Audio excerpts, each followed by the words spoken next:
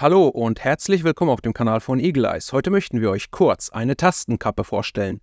Diese Tastenkappe hört auf den Namen Snaky Snack und kommt aus dem Hause Razer. Eine Frage, die uns brennend interessiert: Nutzt ihr Tastenkappen bzw. Keycaps? Falls ja, welche nutzt ihr so? So schaut die Verpackung der Tastenkappe aus. Wir haben im oberen rechten Bereich ein Razer-Logo, gefolgt von einem Razer Snaky Snack Keycap-Schriftzug im unteren Bereich. Auf der Rückseite befinden sich unter anderem eine kurze Produktbeschreibung und der ERN-Code. So, let's see what's up inside. Im Lieferumfang befindet sich ein kleiner schwarzer Samtbeutel. In diesem befindet sich die Snaky Snack Tastenkappe selbst. Die Tastenkappe besteht aus umweltfreundlichem ABS und PVC. Sie ist für alle mechanischen und optischen Tastaturen von Razer kompatibel.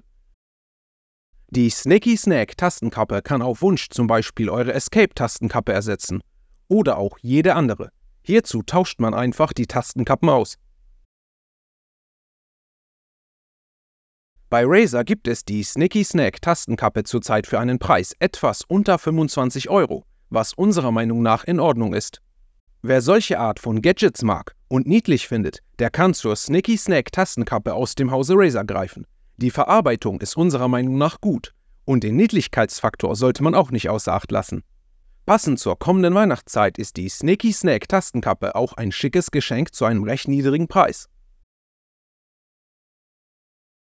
An dieser Stelle möchten wir uns bei euch fürs Zuschauen bedanken und hoffen, dass euch das Video gefallen hat. Über einen Daumen nach oben würden wir uns sehr freuen. Weitere Informationen zu dem Produkt findet ihr wie gewohnt in der Infobox des Videos. Bis zum nächsten Mal, euer Eagle Eyes Team.